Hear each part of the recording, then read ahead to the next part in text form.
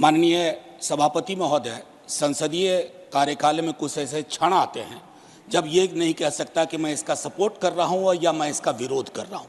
कई सारी चीज़ें हैं इसमें जो वेलकम इनिशिएटिव हैं, मैं मानता हूँ।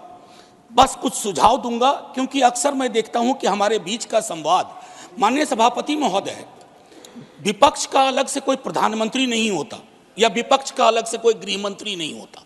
विपक्ष को भी अपनी शिकायत, अपने मुद्दे अपने प्रधानमंत्री के समक्ष, अपनी आलोचना अपने गृह मंत्री के समक्ष रखनी होगी। सर, आज कश्मीर का कोई नहीं है इस सदन में। मैं था उस दिन जब नहीं, सॉरी, आई टेक ये नॉमिनेटेड मेंबर है। माननीय सदस्य अपने एक सेकंड सर, उन्होंने बड़ा ग्रॉस स्टेटमेंट किया है कि कश्मीर का इस सदन में कोई नहीं है। वो अपने बारे में कह सकते हैं, हमारे बारे में क्यों कह रहे? हम तो सदैव कश्मीर के हैं, हमेशा के। आपके बारे में वो सच हो सकता है, हमारे बारे में आप कैसे स्टेटमेंट कर सकते हो भाई?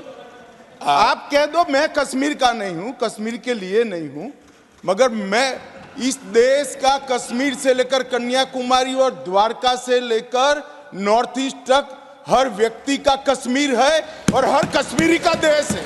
क्या बात कर रहे हैं आप? माननीय सभापति महोदय, सदन की एक व्यवस्था के तहत मैंने ये बात कही थी। वो नॉमिनेटेड मेंबर है, मैं जानता हूँ। माननीय गृह मंत्री जी ने दूसरी बात कही है। सर, मैं समझ गया। सर, या तो मुझे बात कहने दी जाए। मैं ये कह रहा था कि जैसे मैं बिहार से चुन के आता हूँ, उस संदर्भ में मैंने ये बात कही थी। देश तो सबका है सर, तिरंगा यहाँ कहीं किसी से छोटा नहीं है सर।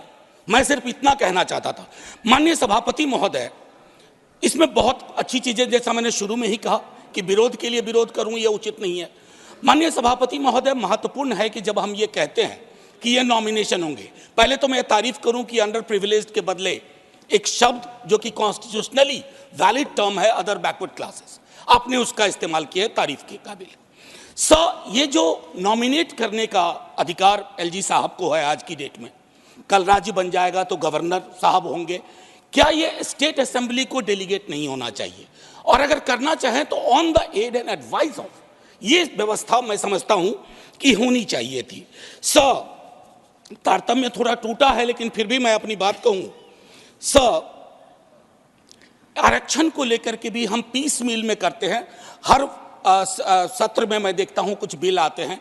एक समेकित योजना पूरे देश के संदर्भ में हमें इसके लिए बनाने की आवश्यकता है, वो बहुत बेहतर होगा। आज 370 पे फैसला आया और सदन की जिम्मेदारी आज बढ़ गई है। उस फैसले के बाद सरकार की जिम्मेदारी बढ़ गई है। मैं मानता हूं इतिहास, आपने यहां एक फैसला लिया था, तब संसद वहां थी सर, ये लगभग घिस चुका था, हम भी जानते हैं, लेकिन एक मनोवैज्ञानिक पहलू था। मैं आग्रह करूंगा सरकार से कि उस साइकोलॉजिकल हीलिंग की भी कोशिश होनी चाहिए, और ये हीलिंग हो सकती है सर। मैंने कहा ना कि हिंदुस्तान का मिजाज महासागर वाला है, इसको बस तालाब ना बनाया जाए, महासागर अपने अंदर सब समाहित कर लेगा। माननीय सभापति महोदय, जो कश्मीरी घाटी में रह रहे हैं, गांव में रह रहे हैं, उनको लेकर के भी एक चिंता होनी चाहिए। बाहर हैं, उनकी चिंताएं वाकिफ है, बल्कि विवेक जी ने यह बात कहा कि बुरे से बुरे वक्त में एक बहुत बड़ी आबादी उन्हीं घरों में, गांव में, गलियों में रही, उनका एक्नॉलेजमेंट मैं समझता हूं बहुत आवश्यक है। माननीय सभापति महोदय, अंबेडकर साहब कहते थे कोऑपरेटिव फेडरलिज्म, माननीय प्रधानमंत्री जी भी कई बार उसको दोहराते हैं।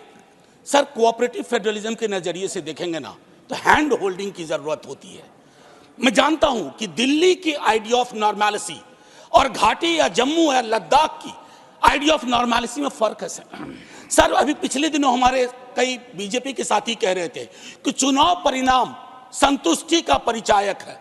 फिर तो लद्दाख में भी एक चुनाव हुआ था सर। बस 1 मिनट लूंगा, चूंकि आपने पहले कहा था सर। एक आखिरी चीज कहूंगा कि पत्रकार, विद्यार्थी, शिक्षक सरकार की आलोचना करें, उसको देश की आलोचना ना माना जाए। ये फर्क मिटता सा जा रहा है, ये कश्मीर के संदर्भ में नहीं, बाहर भी। दूसरी चीज सर, दूसरे राज्यों में जो कश्मीर के छात्र रहते हैं उनको एक प्रोटेक्शन दीजिए। और आखिरी चीज कहूंगा सर, बड़ी पीड़ा के साथ कि खामोशी शांति का पर्याय नहीं होती है। शांति के लिए न्याय चाहिए, वो उतना ही कश्मीर के लिए दुरुस्त है जितना मणिपुर के लिए। जय हिंद सर।